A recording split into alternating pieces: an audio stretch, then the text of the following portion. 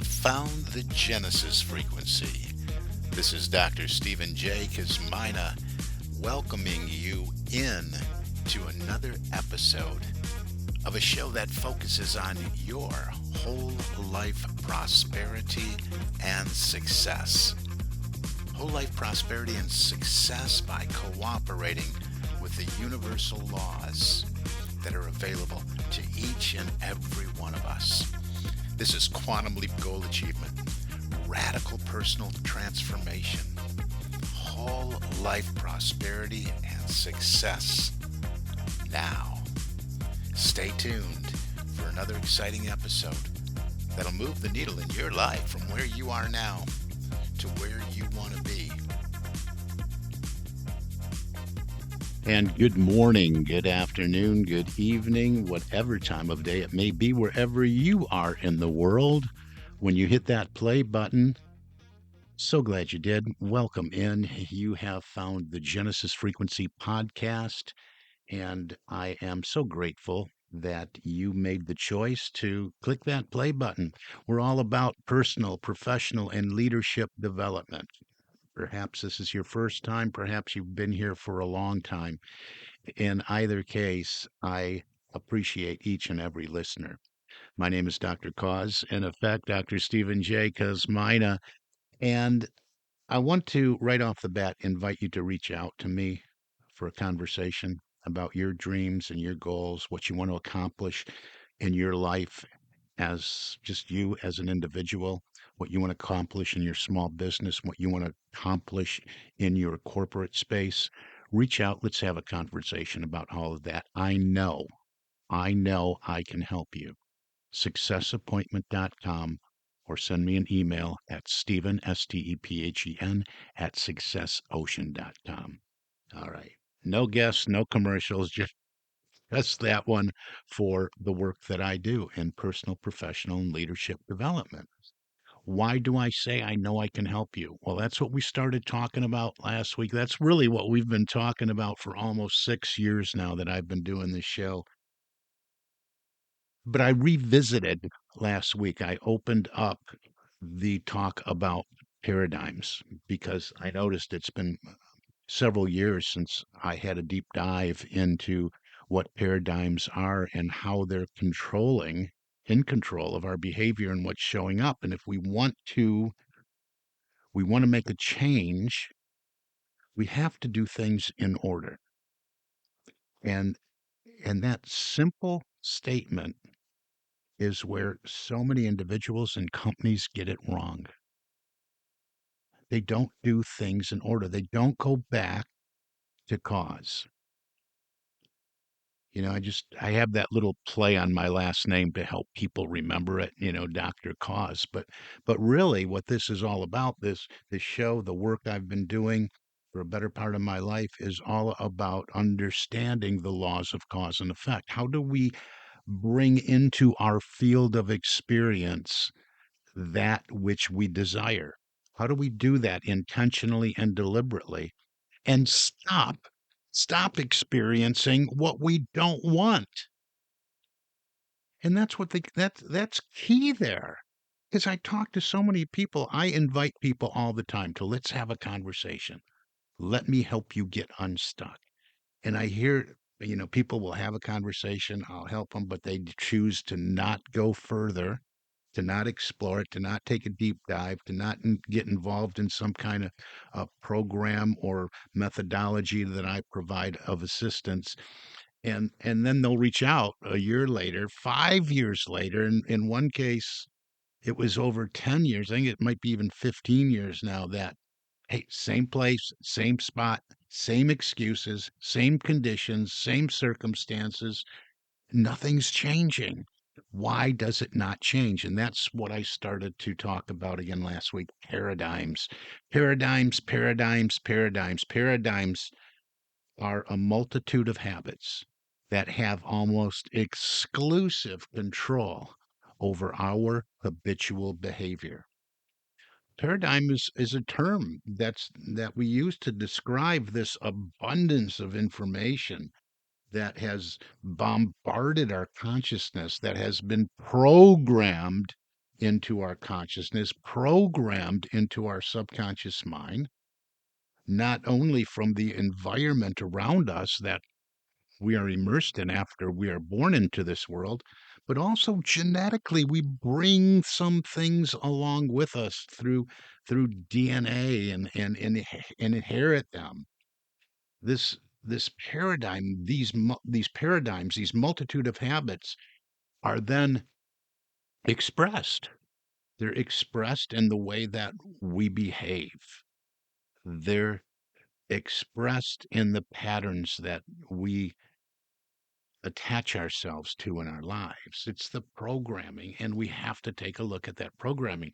That's why I left you with some homework for last week. That's a quick snapshot of what we talked about in the last episode, knowing what paradigms are. But I went on to say that just because we know what a paradigm is, to know that its first cause is not enough to change anything. We have to go about first changing the paradigms we identify. So, did you do that work? I invited you to look at your day, look at your week, and identify your activities throughout the day, not with a bunch of judgment, just observing what are the activities you immerse yourself in that are productive, and what are the activities you immerse yourself in that are non productive. Now, that being said, we're talking about, well, I guess what I'm really doing is assuming that you've listened to prior messages before that and you have identified specifically what you want to achieve in your life. You have to know where you're going. You have to know what you want to accomplish, what your deep desires are. You have to have that big dream goal that you want to move into. So we're assuming you did that work the right way. If you didn't do any of that work, go back and listen to a whole bunch of episodes. All right. Just go to the website, thegenesisfrequency.com, and use the little search feature. When you click on episodes, just put in goals, goal achievement, anything like that. Everything is tagged. I got over 300 episodes or over the last almost 6 years, and you can find this information is valuable, even though you're not paying for it. All right. So so take advantage of it. Identify what it is you want. Do the work on your beliefs. What do you believe? Identify, question them. Where did this come from? Why do I believe this? Do you believe that it's not possible for you? That you can't have what you want? And remember, I'm talking about you as an individual, you in a small business, you in on a corporate team in a corporate environment. Everything can be changed. And because we're going back to cause, and everybody says, well, it's the behavior, and yes, behavior would be a cause, but what precedes that, what precedes that is the programming. The habitual behavior is caused by the thought that precedes it. This is the way I've always done it. This is I have always done it that. Yeah, I know I shouldn't be doing that. I've been doing it so long. It's hard to break that habit. That's what we're looked at. That's what we're starting to identify when we look at productive activity and non-productive activity. So let's just keep this conversation going and and really look at it. If we did that work, we understand what a paradigm is. We understand this multitude, this in some cases old programming, right? Because these patterns were poured into us at such a young age. There's some things that we've been doing our entire life. Yes, there's other things that we fell into and they became habits as we became older, maybe went through school and our first jobs or whatever the profession that we're in now. We took on habits. And many of us are operating with that program, Windows 95, and we live in a I don't even know what the version up to now. What is it? Windows 11 or something like that. But we got to update. We got to do this, and that's why looking at those activity was very important. As you gain a deeper understanding of paradigms, you'll see that on the conscious level, we use our mental faculties like reason and logic, and we use our memory and make quick split second comparisons from what we experience to where we want to go. But at the subconscious level, we find that's where the paradigms live, and the paradigms really shape our perception of the world around us. And really, they put us in a the paradigms put us in a box, so to speak, because we're operating from this place, this false belief of what is. That's why I always, when I start people off thinking about their goals, their big dream goals, and wanting them to think from this place of no limitation, not outside the box, but like there is no box, I have them look at their beliefs as well. Because uh, a lot of times people really, really, really, really want to experience something. There's CEOs out there that want to take their company to the next level. Maybe they're at 5 million, 7 million. They've been struggling that, and that's the ceiling they hit. They don't see anyway. They've been doing that for forever. They don't ever, although they'd love to see that freeing in their mind that would come to them if they hit the $10 million level. And then I talk to $10 million guys, and I want to get to 20, 25, and so it goes. And there's 50 and 70 million guys that want to do the 100 million. But so many, whatever level it is, it's all relative. And whether you believe you can or whether you believe you can't, you're right. So you have to examine your beliefs in the beginning, and then you have to know you have this programming. This programming is what is driving you every day to make the choices and the decisions and behave in the way that you do. And we have to change things at the level of behavior. So what do we do next? Right? We looked at a whole bunch of activities throughout our day. We identified some habitual activities, some that serves us, some that doesn't. Probably a lot that doesn't. What is it? And remember, I've done all this work myself too. And the first thing that you're going to notice doing this productive and non productive activity work is that you're going to start to free up a lot of your time during the day. Let's look at this on a professional level in the workspace, career wise, and all that. You're doing this work, you're identifying productive activity and non productive activity, and you want to make some changes. You want to change some paradigms. Again, knowing what a paradigm is and then identifying some of yours is not enough. You have to go to work on changing them, and they're stubborn and they die hard, and they're usually best worked on with an accountability partner or a coach or a consultant like myself. But you're going in the right direction. All right. You're getting some instruction here. So that's a starting point. That's a good thing. So you've identified these productive activities. Maybe in the professional environment, you can't go. And this is in studies. Studies had found that the average knowledge worker can't go more than 3 minutes without checking a communication device. That's, texts and messenger and emails. Can't do it. Can't go more than 3 minutes. And usually when they do, some sort of anxiety is setting in. Boy, the world we live in now, right? So maybe let's just use that as an example because it is a rabbit hole we can go down, just like if we're checking emails every 10 minutes. Maybe we're waiting, maybe we got a reason to. Maybe you're saying, hey, you don't know my work environment. I got to check emails all the time. Sure you do. I get it. There's some positions that you got to do that. Got it. No problem. It's the rabbit hole you go down. Did you identify going down that rabbit hole as a non-productive activity? Do you check for that email that you have to, that's your responsibility, that you need to attend immediately, and find that maybe there was nothing there? So you looked at a half a dozen of the other ones that came in and clicked here, and then you click there, and maybe it was relevant, maybe it wasn't relevant to what you want to accomplish. but you saw something else that was interesting and you clicked on that one. Before you know it, you're playing some kind of word game puzzle and you just lost an hour of your day. It happens more than you can imagine over and over and over again throughout the day. Hey, if this is going on in your organization, take a look at how many employees you have and add that up.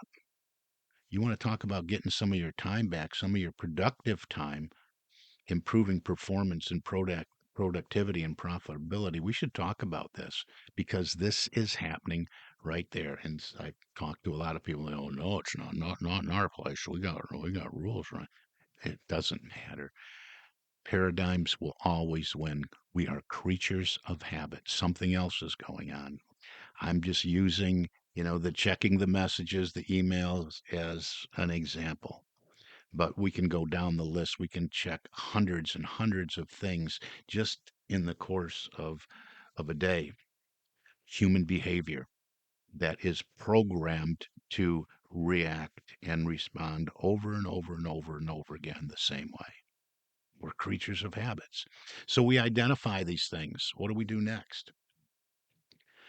Well, let's first of all start out by knowing that you can't change them all at once. You can't just stop all of your habits that are not serving you and just say, okay, I'm not going to do that anymore. I mentioned that a little bit in the last episode because what happens, that's what happens with most New Year's resolutions, right? And it's I'm going to do better. It's a brand new year, brand new start. Write it all down. We're going to change all these things. And a couple days later, what are you talking about? I mean, it's amusing if you push back a little bit and just observe human behavior. So why is that? Well, it's because we can't change them all at once. We got to work on one at a time. So what is your biggest one that is your biggest interrupter that that you see yourself? You did this work, you pushed back, you're the observer. You rose above your work day. You rose above your personal day. What you're doing, this is just as important and when you're away from your desk or away from the job when you go home. What are your habits? What's the habitual behavior? Maybe one of your goals is to improve the conditions in your relationship. Well, can you see why your habitual behavior might be real important here? I mean, if every day you have the habit of, hey, I'm going to stop off and have a few drinks with the coworkers or with the boys or anything like that, but really your goal is to improve your close relationships, maybe that's not serving you. I'm not judging you here. I'm just saying we got to take a look at this because this applies to personal, professional, and leadership development. All of it. All of it, because we're driven by habit. So we identify. So one of the biggest ones, if we've done it, that's why I invited you to do this all week long to really take a look at what is showing up. What is the pattern? And in most cases, if you're doing an honest self-evaluation and analysis of your time throughout your day. And I have worksheets for this. I have worksheets that we use for each and every day when somebody's working with me and working on personal and professional productivity. We have worksheets and we look at that and then we see, we're honest with yourself. You say, yeah, I do that every single day. And then we assign time. How much time do I spend doing that? And then we see how it adds up. And then we're admitting we're doing it, but we're seeing the impact it's having on what we really want to experience, what we really want to accomplish.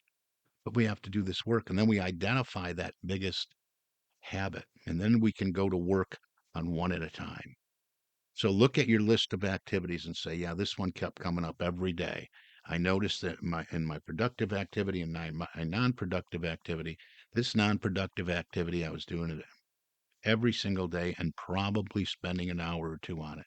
Let's go back to using that, getting distracted with the emails or checking communication or surfing the web or reading an article. Let's just look at that. So say we looked at that and that's really a habit. So we go to work on changing that. We want to start by realizing that, hey, it's having an impact because if I identified productive activity, In non-productive activity, it would only make sense that the next step would be to participate more in the productive activity. And you have to be honest with yourself here too, because we're not just talking about busyness. We can all look busy. We can all do busy work, but I'm talking about productive activity that is directly impacting the accomplishment of your desired objectives, that is moving you a step closer to what you want to experience in your life, personally and professionally. There's a difference there. So you're going to analyze your productive activity as well. Am I looking busy every time the boss walk by, or does this activity take a bite-sized chunk out of what needs to be done in order for me to accomplish the goals that I have set for myself? And if it has, well, then it makes sense to do more of that productive activity. High payoff activities is what we call those. And then we start to replace those high payoff activities. We start to replace the non productive activity with those. And I encourage you and I encourage everyone to build some affirmative statements around all this, some affirmative statements. And I'm so happy and grateful. I am laser focused on what needs to be done, the steps that need to be taken as I move closer and closer to my goals day in and day out. You can design your own affirmative statements. You should have your goal, your objective uh, pictured on a bulletin board. Have a picture of where you want to be, whether it's in the company, whether it's in your small business, whether it's for you personally. You should have a visual aid. You should be writing down your goals and objective. You should be paying attention day in, day out by tracking your activity and then go to work through the visualization process, through the affirmative statements you write for yourself, and through concentrating on productive activities that do indeed move you a step further to what you would like to experience, to the life you would love to live. And this is one at a time, and it can be a slow process, but you have to understand these habits, these paradigms, this programming is ingrained within you, and they they die hard. But you have to deny them the power that they have over you. You have to say, I'm no longer going to let this habit control my life. You have to brush it away, move it to the side, and affirm, I am engaged in productive activity that moves me closer and closer to the life I would love to live. And then you move into the present tense I am statements around your goal. I am so happy and grateful. I am now the CEO. I am now the president. I have, whatever the promotion may be or whatever it is in the relationship. I am so happy and grateful. I now have a loving relationship. You just form all these affirmative statements and form them around every negative activity that, or non-productive activity, I should say, the negative results on that, flip it over. One of the laws that we're working here is the law of polarity. So if you're engaging in a non-productive activity that's having a negative impact or keeping you stuck or moving you even backwards, well, flip it over. What's the polar opposite of that activity? What's the polar opposite of what you should be doing? If you're scrolling and you're looking at text messages and you're looking at stories and you're looking at TikTok and you're watching short videos and all that, what would be the polar opposite of that kind of activity? Maybe it's turning the smartphone off and limiting the times that you go to check it. That's one of the things I did. And this was one of my habits. So I built into my planner times that here's when I check for email, here's my midday check, and here's my end of day check. So we can look at polar opposites of things. We can look at more efficient and effective ways of doing things, and we can build them into our day by deliberately working on each and every habit that we identify that is not supporting our greater good. Now, I'm going to leave it right there. I went way over today. Go back to the beginning, get my contact information out, write it down, put it on your calendar that you are going to reach out and have a conversation with me. We got to do this. We got to do this work. It's real important. We'll wrap up talking about paradigms here next episode, and we're going to start getting into SMART goals, why they are maybe not always so smart, and the most effective and efficient way to work with goals and SMART goals and all that stuff. So let's keep working on those paradigms because those are the buggers that are going to keep you stuck right where you are and not allow you to move further into the life you would love to live. That's it for now. You've been listening to the Genesis Frequency Podcast, and this is Dr. Cause, and in effect, Dr. Stephen J. Kosmina, and I wish for you an infinitely spectacular day. God bless you.